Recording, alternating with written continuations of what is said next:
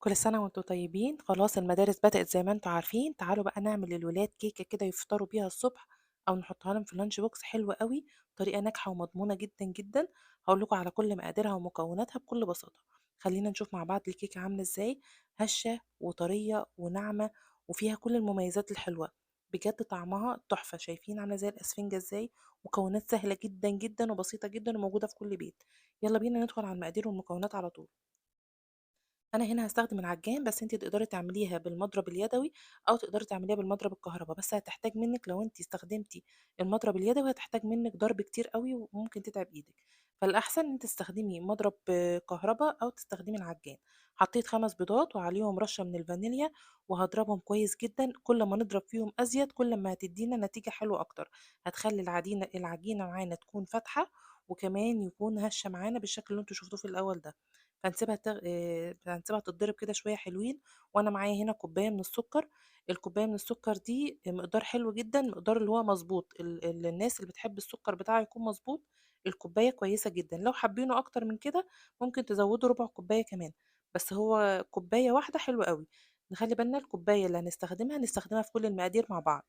عندي هنا كوبايتين من الدقيق وعليهم معلقتين كبار من البيكنج باودر. انا هنا نخلت كوبايتين من الدقيق وجبت معلقتين كبار مليانين زي ما انتم شايفين كده من البيكنج باودر. وبعملهم بايدي كده لان هو كان فيه تكتلات. انما هو لو سايب عادي هتحطوا معلقتين عادي، مش لازم الخطوه دي. المهم ان انتوا تنخلوا الدقيق، ده اهم حاجه. عندي هنا بقى كمان كوبايه من الزيت. دي كده كل المكونات السايله. وكوبايه من البرتقال. ما عندكيش برتقال هتستخدمي لبن او فانتا لو انت عايزاها بطعم البرتقال. يبقى احنا كده حطينا على ال5 بيضات كوباية من السكر وشوية من الفانيليا وكوباية من الزيت وكوباية من عصير البرتقال وممكن تستبدليها بالحليب.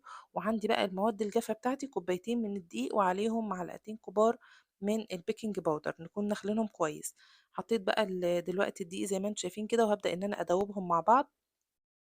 مش هنضرب فيهم كتير، انا بس عايزه الدقيق يدوب كويس.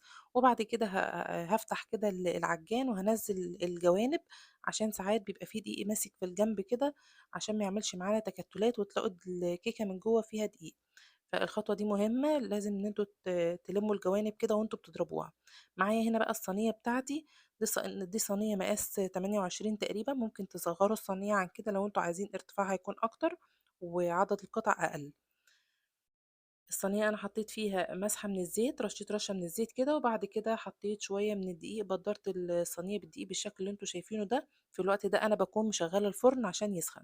بحط الكيكة على الرف اللي في النص على درجة حرارة 100 من 180 ل200. خلاص الفرن بشغله وأنا يعني بشغله وأنا بكون شغالة فيها كده مش أكتر من كده. خلاص كده. كده الكيكة جاهزة معايا. هحطها بقى في الفرن. بتاخد تقريبا على حسب بقى كل فرن، كل واحد بيبقى عارف الفرن بتاعه، بس أنا بتاخد معايا مثلا نص ساعة وتكون الكيكة معايا مستوية وزي الفل. باحطها كده على الرف اللي في النُص وبعد نُص ساعة بافتح عليها وباختبرها من النُص كده بسكينة أو بخلة أسنان وأشوف إذا كانت استوت والّا لأ. لو طلعت الخلة معايا نضيفة أو السكينة نضيفة زي ما أنتم شايفين كده هتطلع مستوية بالشكل اللي أنتم شايفينه ده. حلوة جدًا، طريقة ناجحة جدًا، جدًا، هشة وطعمها جميل. أتمنى تكونوا استفدتم. يا ريت لو عجبكم الفيديو تعملوا له لايك وشير. باي باي.